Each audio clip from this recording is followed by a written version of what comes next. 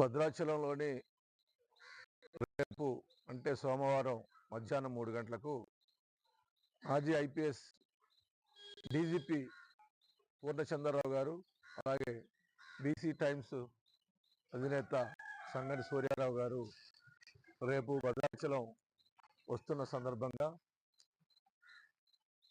భద్రాచలంలోని వీరబ్రహ్మం గారి గుడి ఫంక్షన్ హాల్లో రేపు 3 గంటలకు సమావేశం ఏర్పాటు చేయడం అయినది.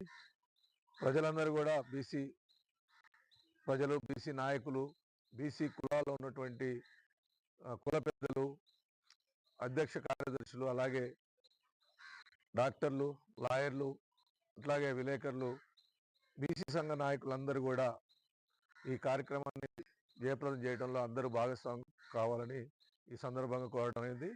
ముఖ్యంగా 80 సంవత్సరాలు వచ్చినా కూడా బీసీలకు రాజ్యాధికార వాటా రాకపోవటం, బీసీలకు కులాలకు మరి అన్యాయం జరుగుతున్నట్టు, చట్టసభల్లో న్యాయం జరగకపోవటం, అలాగే విద్యా వైద్య రంగాల్లో కూడా, ఉపాధి రంగాల్లో కూడా మరి బీసీలకు మెజార్టీ ప్రజలను 60% ఉన్న బీసీలకు అన్యాయం జరుగుతుండలో మరి అగ్రకుల పార్టీలు అయినటువంటి ఇప్పటి వరకు అధికారంలో ఉన్న ప్రతి పార్టీ కూడా బీసీలకు అన్యాయం చేస్తూ వచ్చింది.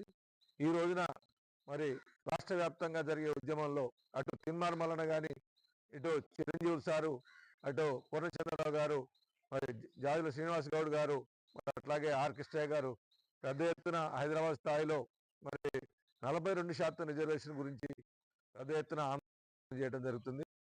అయినప్పటికీ ఈ ప్రభుత్వాలు నిమ్మకు నీరెత్తినట్లు ఇచ్చిన మాట తప్పు. అధికారం రాకముందు 100 రకాల వాగ్దానాలు ఇస్తూ అధికారంలోకి వచ్చినాక వాళ్ళ వాటా ఎక్కడ తగ్గుద్దో అని అది మర్చిపోయి 42% అనే ఒక నినాదాన్ని పక్క పెట్టి ఎన్నికలు వెళ్ళిపోయి ఈ రోజున ఎవరికి అంటే ముట్టినట్లుగా అటు కేంద్ర ప్రభుత్వం కానీ, ఇటు రాష్ట్ర ప్రభుత్వం కానీ రెండు నిమ్మకు నీరెత్తినట్టు ప్రవర్తిస్తున్నాయి. ఇది బీసీ ప్రజలందరూ కూడా దీన్ని మరి గుర్తించాల్సిన అవసరం ఉంది.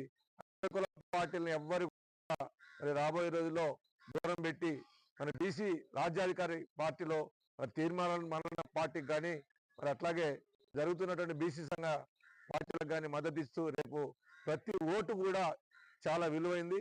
ఆ ఓటు మరి ప్రజలు చివరికి వచ్చేసరికల్లా ఎవరికో ఒకరికేసి మరి మమా అనిపిస్తున్నారు. అలా కాకుండా బీసీ సుహతో బీసీ నాయకత్వాన్ని, ఏ కులంలో ఉన్నటువంటి బీసీ నాయకులైనా బీసీ నాయకత్వాన్ని పటిష్టపరచాలంటే అందరూ కూడా బీసీ నాయకులు, బీసీ పార్టీ, బీసీ అనే ఒక నినాదంతో ముందుకెళ్తే మరి బీసీలు రాజ్యాధికారంలోకి రావడం జరుగుద్ది.